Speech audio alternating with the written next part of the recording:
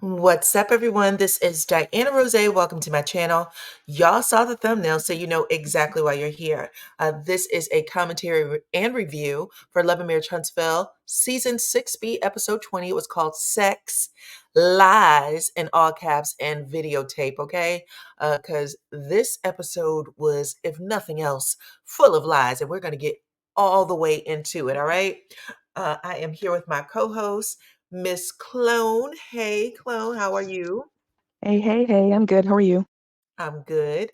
And I told you guys that we would bring, we'll let her Avi, my sister's Avi, be whoever was the breakout star for the episode. And it just so happened to have been Kiowa. And I'm going to tell y'all all about it when we get to Kimmy's scene, okay?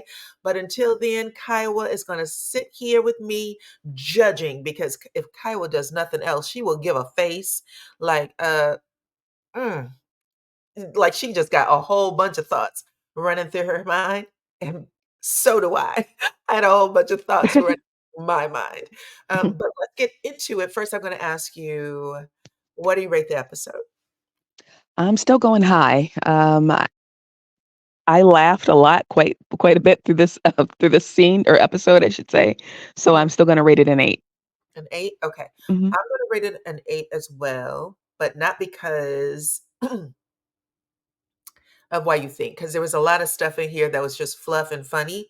But I'm rating it an eight because I don't know if there is a new producer or there's someone else who is overseeing how these scenes are being edited and presented.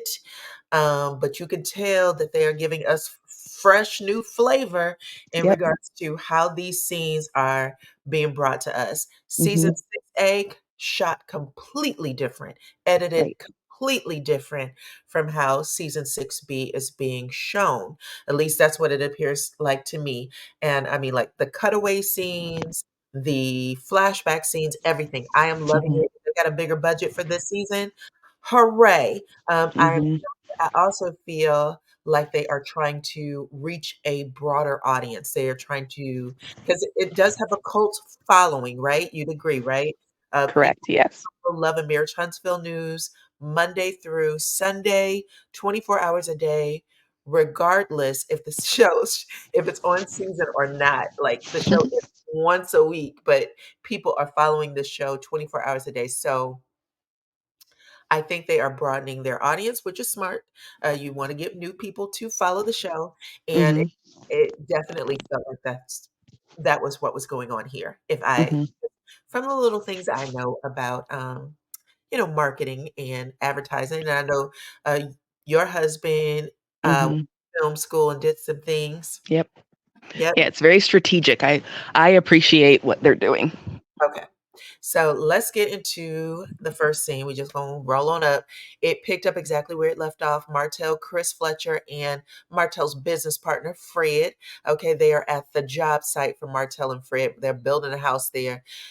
Chris Fletcher dropped off some news to Martell, letting him know, number one, you need to get the hell out of that house you're living in. It's up for sale. The people want their house. You are holding up everything.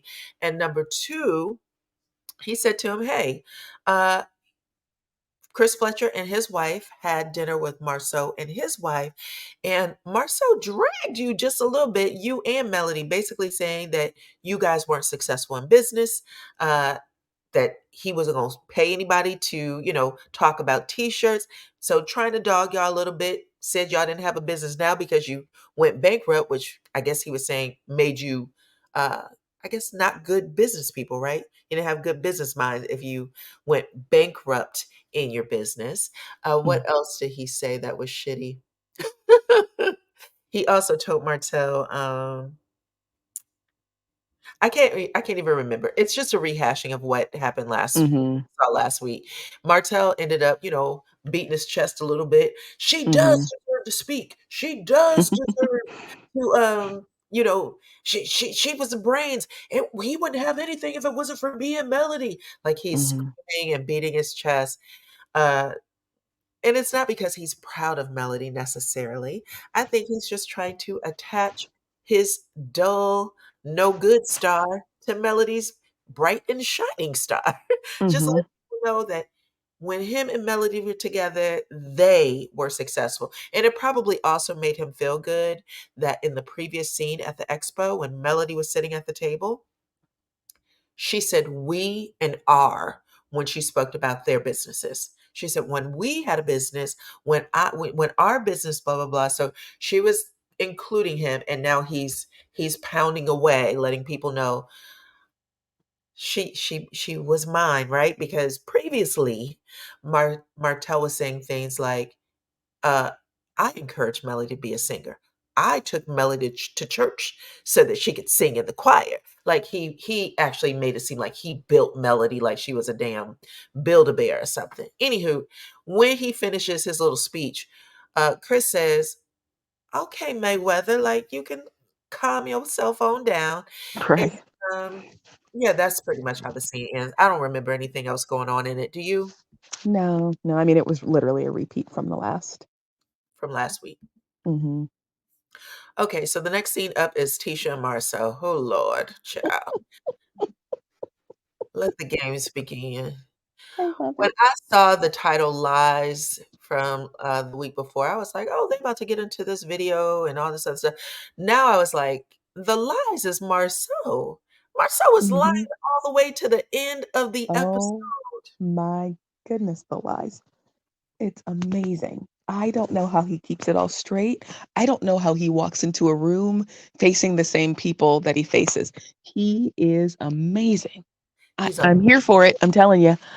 I can't say it enough. He does such a great job at being a liar. He doesn't listen. He lies. It comes out of his mouth so naturally. And when he's not lying, he will scramble conversation to confuse you. Like he's just a whole bag of like a box of tricks. Like I almost feel like there's nothing. If you are Martell's or excuse me, Martell, if you are Marceau's friend, like in real life, how do you deal with it? I don't know. There's just he doesn't seem like there's anything about him that's truthful. But he's sitting Mm-mm. here. Let's start with how this scene begins. So we Mhm. have Tisha wearing the kids' products, right, that she's trying to sell. Marceau with his boobies. What is that? A B cup, a C cup?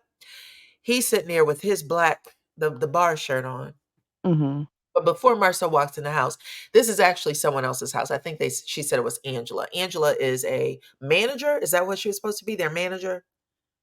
The I'm girl's not sure manager? who Andrea is. But yes, you're Yeah. correct. I'm guessing that she's someone that's a part of the business, but So I yeah. believe she's a manager. She was there taking pictures of the girls, trying to, get some advertising and things going on. Anywho, Tisha's there. They do I don't know, at least 2, 3 minutes where they talked about that. It's not even worth talking about. But then Marceau knocks on the door. He knocks and says, "Can I come in?" Right? And Tisha walks to the front door of her friend's house to answer it. Now, this is where the shenanigans begin because I'm like, what about because everything about the scene at this point feels like a lie. He lets himself in, he sees Tisha, and he says, "How are you?" They side hug like you would do somebody at church. Right. Yeah, it was definitely not a genuine I'd meeting rather, of souls there. yeah, don't hug. Mhm. A side hug. And I'm telling you, it's a side hug the way you would do somebody you don't even like. Just like, oh girl, I ain't seen you in a minute. And in your head, you basically calling them names and stuff. And then Mhm. this is where shit goes crazy because Tisha got this big smile on her face, like, hey, how are you? But it's so fake and Mhm. phony. I'm Mhm. sorry, it is to me. So I don't want to for Tisha fans, it the same smile she was giving Marceau was the same smile she gave Angela. So if y'all haven't seen each other for a minute, if you shocked that your husband stopped by somebody else's house, I don't care how many years you've been married, you respond different. There's a way that you engage, and it's not a side hug. Then Marceau walks into the kitchen where his daughters are. Daughters, okay? Uh, and one of them looked just like him. So she should be the daddy's girl. When I tell you them girls did, They barely looked in his direction. There was no excitement to see their daddy. Mm-mm. None. No. And I was like, I think the oldest one, she had an attitude. Yeah, she was pretty much ignoring him. As a matter of fact, when he first walked in, I think he kissed the younger one on the forehead, and the older one was, she had turned her head towards the Andrea lady and was talking to her. That's crazy. Mhm. Now, I know this isn't a scene that everybody likes, but when Martell went to that damn birthday party, he sees the kid every other week. When he saw those kids at the party, literally just had seen him, they ran over to him. Yeah, you can tell there's a genuine love for between his children and him, and for I didn't see it here. It was, even with the side hug, it just wasn't warm. It wasn't warm and inviting to me. It was very off. It was off because it felt like It was fake. strangers who don't, yeah, strangers who Mhm. wasn't even connected. And we'll get more into that disconnect in another scene, but these two clearly are disconnected. Anyway, Right. they sit down, rehash more of the whatever Tisha has going on with her kids products. Then they get into the Black Expo. They rehash that conversation. Yeah, but even before then, when the girls walk away and he's trying to talk to them, Mhm. nothing. They just kept walking. Wait a minute, wait a minute. What do you got going? Is he's trying to engage in Yes. small talk, He's and like, "How many more?" Right. they're like, we don't talk to you. Right. They're like, "We don't even know who you are. What do you want? It was a satisfying. Stranger danger." Go Right. back to Africa. Where were you, Tanzania? Go back. It was a horrible scene for him and his kids. A horrible scene for him and his kids. But Tisha sits there with the same dumbass smile she had on her face when she met him at the door. She never cracked. She didn't say, talk to your dad, nothing. Anyway, Mm-mm. he bosses her around after the kids go out the room. This is what you should do. This is what you should have. Blah, blah, blah, blah, blah. Unnecessarily. Yeah. You ain't even here. Ain't no reason for you to even get involved. Going about your business. Then they get into the Black Expo. They rehash that. And Tisha said, listen, I felt like it was just a bunch of negative advice. I wasn't there for it. I didn't come there for that. Marsau said, I took notes and I was here for every single word. Mm. Everything they shared with me, I'm going to make happen at the next Black Expo, right? Mhm. Okay, that's still a part of the lies, but he had to be contrary to Tisha. That's all. If Tisha said, I loved all the ideas, Marsau would have said, I ain't using that one damn idea. Them people can't tell me nothing. So he was just being contrary at this point, in my opinion. But Tisha goes on to say, how did you feel things, went? Like, there was some interaction at the table in particular. Was Stormy calling you a bitch? How do you feel about Stormy calling you a bitch? How do you want him to feel? But he says, I don't like it. Not to mention the fact she played herself. She walks Right. in, she doesn't speak. She makes it a point of letting me know that she's not going to speak to me after hugging everybody and then trying to fake me out like she was Mhm. going to hug me. And he said, at the end of the day, I don't know any business people, women or Mm. men, who do what Stormy did. Right. She gets what she gets, right? No, you're absolutely right. Did he say something else after that? I feel like I might be missing something. Mm-mm. I mean, he No. pretty much said that. He basically said, she tried to start a war and I fucking finished it for her. Okay. He did. And then he said, Tisha lets him know, hey, I had lunch with Stormy, or she met me at the bar the other day, and we talked about her calling you names, right? The same name Tisha was totally open with her calling for like the last two episodes. But this is where I said you can tell that the producers, someone else is overseeing how things are cut.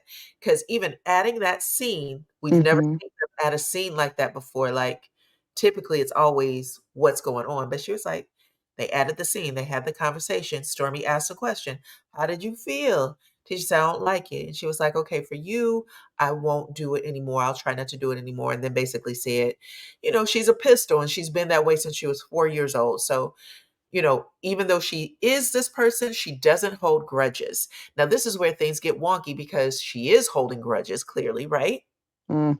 That's how you got yourself into the situation in the first place. You didn't speak to Marcel, you didn't speak to Melody, you didn't speak to Tisha, but she's saying, I guess she doesn't hold grudges long. Tisha's letting Marcel know. She also asks if there's any kind of way you could be a little more respectful, in particular to the women, when it comes to business. And he said, I don't have no problem with women in business. Oh, lie number 30. Yes. I don't have no problem with women in business, Tisha. I really don't. I don't see gender. Whew. I don't know who Marcel was. It's like, I was like, this is crazy. And it's crazy that Tisha's even letting him say it. Like, Hmm. stop him and just say, Marcel, you're going a little too far, right? Listen, everything that man does goes a little too far. But she says nothing. She says nothing. She lets him go. Then it basically ends with Tisha saying, with Marceau saying, I don't think I did anything wrong. So if you're asking me if I would change anything that happened at that table, when I called them the steals, when I ignored the hell out of Stormy, if you're asking me to change any of that behavior, it's never going to happen. Never, never, never, never, never going to happen.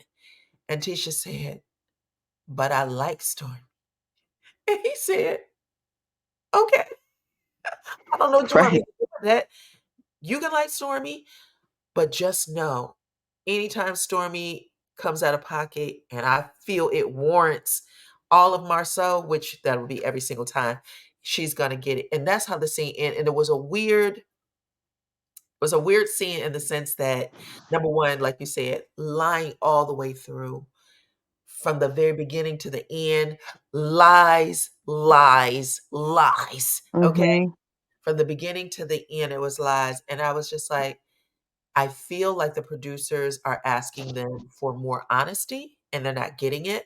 And so they're going to play these scenes in totality, knowing that they're going to be ripped to shreds by the audience, but also saying, and we're not stupid either. We know what they're doing. So we're going to let them play themselves. Right. And I like that. Yeah. I think I think the strategic parts for me is that he tends to be whoever he wants to be because he's in the room with one person at a Yeah. time and he's having these conversations, but he literally just dogged this entire business Yeah. in the last episode, right? Doesn't have any respect for it. I don't it's selling t-shirts, it's selling hair products, it's girl stuff, right? I could care less about that. And now he's trying to pump it up of, oh no, we're trying to make moguls out of our daughters and we're trying to do this and we're trying to do that. And I have respect for women. I don't see gender. Yeah. The contradiction is amazing. And he dogged the hell out of Tisha when he came in. He was like, Tisha, Right. what is this? Is this supposed to be an assembly line? Tisha, you got to do better. This isn't what we like. Everything, like you just said, Right. he felt as the man, he's going to tell her what to do and how to get it done. And you ain't doing it right. And he just walked in the damn door. Yeah. He didn't ask any questions. He just saw it and Right. boom, boom, boom, boom. You're wrong. So Yeah. yeah, that's what makes it great. Yeah, everything you said, okay? Yeah, I would feel like I was going crazy if I was Right. left in the house with Marcel. There's no way, Especially when she explained the assembly line process. It right? made total sense. Right. Is this all for like the whatever the package is, or is it just one? She's like, it's everything is for the bundle. Like she knew what she was doing. You didn't say, Mhm. you literally ripped her to shreds before she Right. had an opportunity to talk.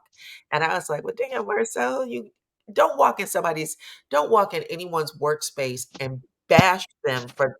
And she just said that she felt bashed at the expo. You got to feel bashed by your husband. Mhm. Ciao, bye. Anywho, let's get to the next scene. Kiowa, you're up. Mm. Whew. Wow. Wow. Girl, look at it. See Cut those, it out. Kyra's a pretty woman. I think she's pretty. But when I tell you she can put on a face, Whew, I understood what she was saying every single all I remember of Kiowa is her facial expressions, her turning her head, her giving Kimmy a 6A, season 6A, Kimmy and Kiowa have a heart to heart where Kimmy wants to get out to Kiowa. I never slept with Maurice before you guys were wholly divorced, fully and wholly divorced. She has a meeting with Melody. Melody had taken her to get a massage or something, I don't know. And then she has a conversation there. Then she meets with Kiowa. She has a conversation there. Kiowa never gives her anything. She sits and she just stares at her. And I remember thinking, that's uncomfortable. How are you dealing with this? Kimmy says, I protected your son when things were being said about you. I thought it was my responsibility to protect your son, but you never protected mine. And Kaya was like, hmm. She giggled. She looked out the window at the snow. She refused to give Kimmy anything. And then when Kimmy wrapped it up saying, I just want you to know I never slept with him. Even I knew Maurice was in the street, so I didn't even date him until I knew he had sowed all of his wild oats. Kiowa still never responds to her. And Kimmy says, well, I think this was a good meeting. I'm hoping this is the, last time we'll have to do this. And Kiowa went, I hope so. And that's how the scene ends, right? And now, Kiowa, I just want to say, we already got it, but we totally get it. Because in this scene, Kimmy, a woman who is on the road to recovery from a life-threatening illness, the worst cancer you can ever have, the worst of the breast cancers you can ever have, almost always a death sentence. She survives. She's trying to get back to healthy. And typically when you're trying to get back to healthy, you are thinking about all the stuff you was writing down and promising the Lord. Once you get yourself on the other side of this, these are the things I want to do with my life. Like my life has flashed before my eyes. Here's my bucket list. And I'm knocking one of these babies off every single solitary day. Whatever the Mhm. small things are to whatever the big things are, I'm chipping away till I can get to that other, thing, whatever that goal is, right? Right. Kimmy's goal every single episode since this thing has started has been about how to satisfy Maurice's Libido. disease rhinoceros pizzle. How is it possible? How is it possible that in this scene, her friend is here to sit with her and say, girl, how you feeling? How you doing? And she doesn't say, Kimmy, girl, now that you are on the other side of this, what are we going to do? What vacation are we going to take? What girls trip? Because that's what a real friend would do. I mean, in my opinion, that's what I would want my friends to do. But she says to Kimmy, I got a gift for you. I got you some vibrating Kegel balls. Oh, and can I also suggest that you take some nudie, sexy bedroom pics? I got a professional photographer for you so you can give those to Maurice. And you probably don't even know all the things that he's thinking. So why don't you go to counseling? This whole scene can't be about Maurice and him wanting to um him wanting to be satisfied sexually. Mhm. The fact of the matter is everything that Kiowa thought was true if he can't wait for you to get to the other side of this. Period.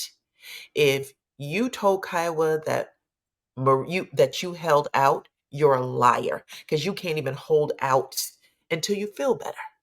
Until you feel better. Correct? Yeah, Am I it's pretty lying? sad. No, you're 100% right. All right. I'm a little puzzled by it as well. I mean, especially when it starts off with him telling her that it's all in her head. Right. That to me seems a little puzzling. Um, Right. I, I would say everything that you just said, but my addition to add to that would be the following.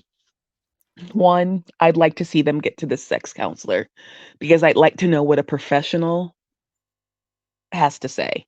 I don't know that Maurice is probably not the only person that's ever treated his wife this way after having a life changing event such as cancer that actually could have killed her. Um, Even yeah, I'm sure that's true. I'm sure it's not. But right. I know But that Kimmy acting like this is normal behavior is crazy. She's too old for that. and being put in this position when you've already said, look, I'm not there yet. I'm not there yet. I'm not there yet. I don't know what to tell you, but I'm not there yet. And he's basically telling you get there. And so you're trying to make every effort, like you said, just to appease him. But I guess my question to throw back on Maurice would be, and I really hope that this comes up when they have their therapy session, is if the tables were flipped, if you were the person that actually has cancer or had cancer and had to go through this, Had cancer and it could have and literally survived it because it's a right? cancer that You you could have live. lost your life from it. Mhm. What would the outcome be? Would she be What pressuring you for sex the same that you are for her? exactly. So that's what I want to see happen. And this is a real storyline because y'all have already taken the show on the road, on other channels. People have Right. been threatening you guys about it, and you still aren't willing to have a different conversation or dialogue about it. So, yeah, sex, lies. Okay, because there's a whole lot of lying going on, Marcel. This is what this is all about. It's trash to me, and I have to say kudos to Kiowa for coming on. Every time she came on, never budging an inch, never giving Kimmy an inch when Kimmy wanted her to say something different. Kiowa would just sit there and stare at her. So I give kudos to Kiowa for never, ever, ever changing her tune because she knew exactly who Maurice was and still is. Okay, Yeah. so you were Agreed. lying about Maurice, and that is why Kiowa wins the scene for this episode. Okay, she Yeah. wins, and she Yeah, wins I again agree. here. Okay, but anyway, enough of Kiowa and or enough of Kimmy. Because you still a picture wearing Kiowa's picture, so Kiowa stays. Okay, now let's get into Tisha and Marcel. More lies, okay? Whew, this was a bad scene, child. I did the expo. Marcel and Tisha are at the bar. Okay, let's talk about these two clowns. Listen, this was a big advertisement, so I'm not going to get into the advertising part. I'm going to talk about again how there was absolutely no chemistry between these two. How not only is there no chemistry, you know how we see Neil and Chris Fletcher on screen? Mhm. They've been married for a long time. They got kids, right? They've been Mhm. through some things. And yet when they show up on scene together, Nell isn't looking up in his eyes like she ain't never seen the man before. It's Chris Fletcher. You know what he looks like. Melody and Martell, Melody can walk into a room to a group of people and be like, "Hey, everybody," and sit her bum right on down without having this nervous energy that's between them, like they're afraid to touch, like they're afraid to talk. And it starts off that way the second they come on screen. Tisha is behind like a blackjack table, and Marcel's on the other side. He immediately criticizes her and tells her, Tisha, I need you to act, like you're flirting with me. And then he giggles oh, maybe that was the wrong thing to say because he's unsure if he should say to his wife, I need you to act like you're flirting with me. Then he changes it to act like you're single. What a weird thing to fucking say. And not an old married woman. And now she's, I don't know how to flirt. I don't know how to do that. Mhm. What? Tisha. Now, 2 seasons ago when you was wearing them hot pants and all that shit, going over to the house with a bunch of women. You seem like you was okay with your sexuality and putting yourself, flaunting yourself out there. Now all of a sudden you're nervous and you don't know how to flirt. You Well, two she don't said she did right, she doesn't know how to flirt, but she also said she didn't know how to be sexy, which is when I started to laugh because I was like, everything that Tisha wears, is ass and titties. it screams sex appeal. Like I'm not under yeah, yeah, You she's went to literally a doctor. You went to a doctor to get that body, child. When you took it home and healed up, you took it out for a spin. You did the sexy spin. That's the only reason. Hell, I like to look sexy when I get a new thing of lipstick. You're trying it on. You've been a woman all your life now. Don't act like you don't know how to turn it on. You're lying. but You're that lying. was great. That was the great that's the great part about the scene. You're right, and that's exactly right. You had me think about that because I forgot Tisha got a body makeover. You didn't get that Mhm. body makeover, child, where you got your new buns and your new boobies and your waistline. You didn't get all that because you didn't know how to be sexy. You did it so that you could be sexy. For that Mhm. Right there. I can't even give him a name. Okay. Milk that head. You totally did that for him. Okay. Even Martell said it.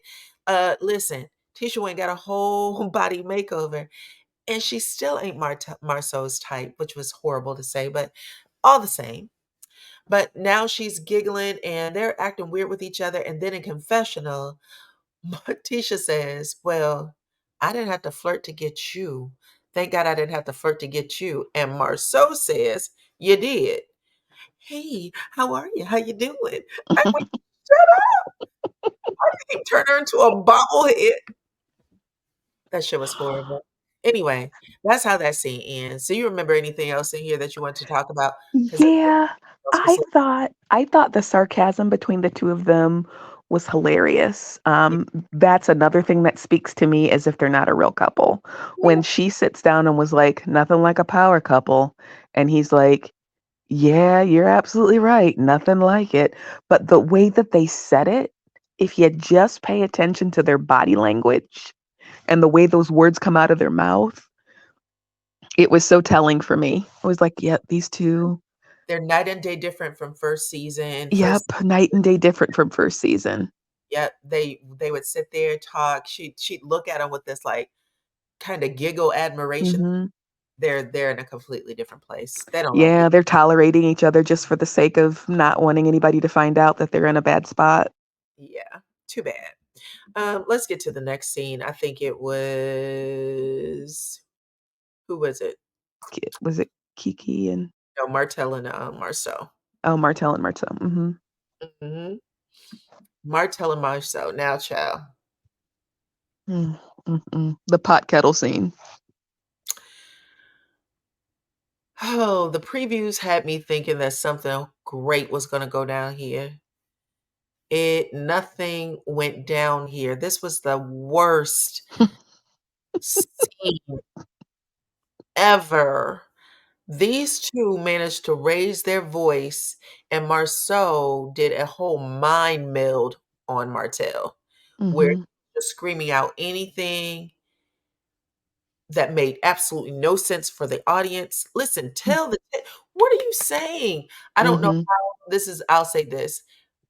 I don't know if there was something said here that they couldn't play or what, but right, something the got fact edited out.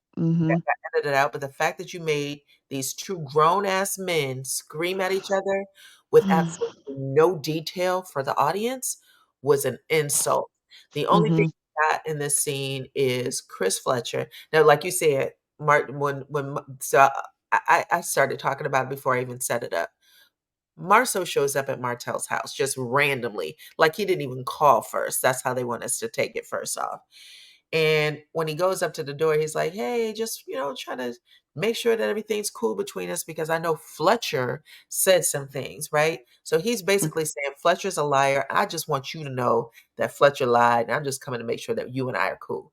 And mhm, Marcel immediately is like, "Yeah, yeah, he told me some things." Because Marceau is attempted to tell him what happened. He said some things about, mm, Melody, and I didn't even do that. That never happened. And he was like, "Yeah, about that." You should have paid Melody to speak at the event because of blah blah blah blah blah. And Marcel immediately looks like, wait a minute, where is this energy coming from? Because I'm telling you, the man lied. Now Martell is in his feelings, again trying to attach himself to Melody with whatever she's saying or he's saying. And then what happens? Chris Fletcher calls.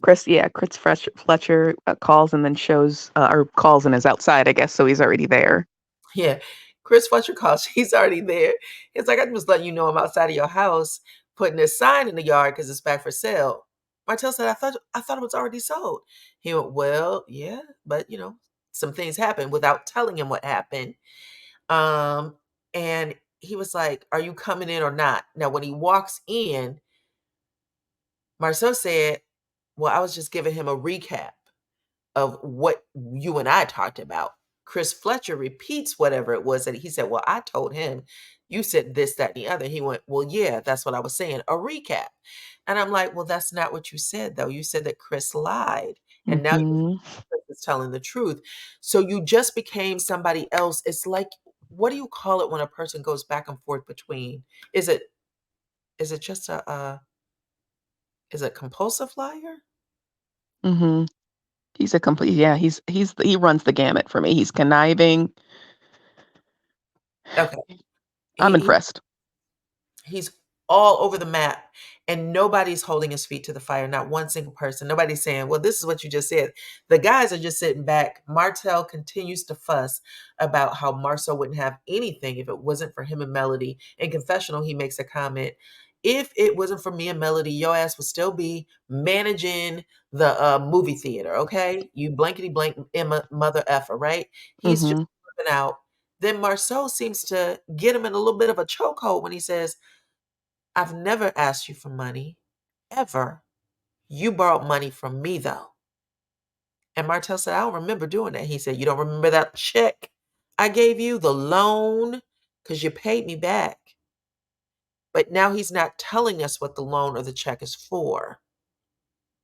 Now, we know Martell was not broke when he was with Melody. So that means that check was a secret. That check was something that he had giving him a large sum of money so that it wouldn't be recognized with Melody is what it sounds like, because he wasn't broke when he was with Melody. They weren't broke, right?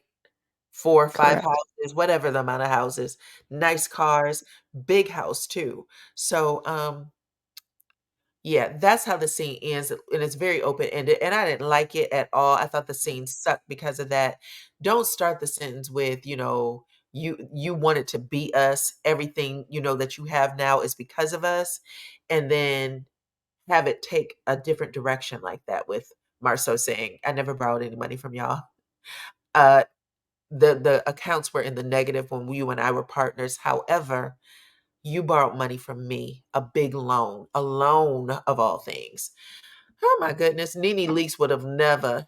Greg borrowed $100 or whatever she said when she was talking to Dwight. She let Dwight's ass have it, child. Anywho, I'm on another show. But anyway, do you have anything else you want to add to this one? Mm-mm. Uh, I think you're 100% right. I think for me, well, I'm sorry, I'm going to lend something else to it. yeah. I totally agree that with what you said. I feel as if they were playing it safe, like saying, "Hey, you did this, but you did this, but you did this, but you did this," but they weren't really completing the sentence because they were playing it safe because clearly they were both involved in some dirt in this Correct. entire situation. Correct. Um, I also thought that at the end when he mentioned like the harem thing, Yes. when he Chris Fletcher says, "Hey, can I, bring my wife?" And he says, "Sure." And then he looks at Martell and he says, "You can bring your harem." And then all of a sudden they're back to being friends. Is how I took that scene. Because Martell kind of smiled like he was a fourth grader that just saw tatas for the first time. It was a bit weird. And it also ties into that check conversation because he was like, Yes. Marcel, you can invite whoever you want because right now because of the type of person we know Marceau to be, he will say something and then bring it all the way back into the, the conversation, because I know Right, you are. And now Martell got to laugh about it and make it cute. Trash. right. But then you also mentioned that, people aren't holding his feet to the fire. I think where you'll see that is if they all get him in a room at once, because he's very cleverly going person to person. I said this, and I know I said this, and I know they know I said it. So now let me clean it up. Let me Well, let clear up the whole thing for them so that, we're on good grounds again. Well, He they're gonna go on that trip, so we'll get to see that. And now the big scene is gonna be how they handle things with Kiki on screen, because Kiki's gonna reveal the what she knows about this videotape. mhm. We'll see about that. But everything else, Marsau is so good at being just, manipulating people through bullshit. I can't wait to see how this is going to play out. But we already know Martell in this scene, in my opinion, folded, okay, like dominoes. He did not, he said, I don't remember, man. I don't remember. We'll just end it. Okay. So that was you basically saying, because if somebody says to you that you took a loan from them and you didn't do it, you'll be like, you a lying ass motherfucker. And the truth Mhm. ain't in you. And yeah, I'm gonna need to see proof of the check and everything else. Don't do that. Yeah, Uh-uh. like I said, they both had dirt. They both had dirt, and they were just revealing pieces of the dirt. Yep. And poor Chris Fletcher was just in the middle like a ping pong match. Yeah, Right to left, right to left. he's like, all right, enough. I'm tired of Yeah, y'all. he's like, I'm done with this. I don't know what this is. Exactly. All right, last scene, Melody and Miss Kiki. So Mhm, Melody wants to meet Kiki at a restaurant on, I guess, on and pop inside of town. And when Kiki gets there, um, I think she was a little late because Mel was like, I almost thought you weren't coming, kind of thing. They sit down and they get into the chit chat. Mel asks her how she's doing. She said she's okay. She was like, we didn't see you at the Ace's baby reveal. And Kiki said, listen, mhm, it ain't because I was hiding. Okay. I ain't never scared. It was just that, I still had some back pain, some other things going on, but I definitely would have been there if it wasn't for that. And then Mel said, well, how are things with your cousin? Because we talked about Tiffany. We know that you don't get along with Tiffany, but what about your cousin? And that's when she was like, some shit's going on with that. Okay. We still ain't good. And things have been made even worse. mhm. Well, actually, before they even got into that conversation, Melody was telling her about the Black Expo and how Marceau and Stormy had gotten Stormy. into it. Marceau and Stormy had gotten into it, and she was like, at the end of the day, it was all about $100, and I didn't understand it because don't we have two millionaires sitting at the table arguing about $100? And Kiki just said, well, Marceau is a condescending bastard. And he likes to say and do things, and he thinks he's being slick and that you won't recognize it or know that he's playing you for a fool, only, which is what we all saw last episode at that table. We knew that Marceau was playing Stormy for a fool. So when she got the conversation back to her, she was like, this is what happened.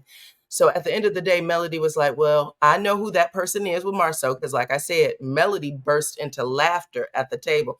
Wasn't actually like out loud vocal, but she pulled back and turned to the side to giggle like, Marceau is tripping. But anyway, Kiki ends up revealing that Marceau is in them streets. Marceau is in the streets, and she doesn't know how to play it, right? That her and Tisha got some beef because of it. Yeah, And that was pretty, agreed. That's pretty much it. That was pretty much the end of the scene. I think yeah. more of this scene is gonna be set up in the next episode, and I can't wait to see it. Yeah, so we'll get to see next episode. It looks like Jalen, Kimmy's son, returns next episode because Jalen is sitting at the table with Marcel. So when Kiki tosses the drink, I see Jalen get up, and it's at a barbecue. Anywho, we'll talk about all of that next week. But outside of that, y'all let me know what y'all think about everything in the comments, okay? Let me get this down. Y'all let me know what y'all think about everything in the comments, please. Like the video, subscribe to my channel, hit your notification bell. We will be back next weekend, both Clone and I. Share the video as well. And yeah, until next time, bye-bye.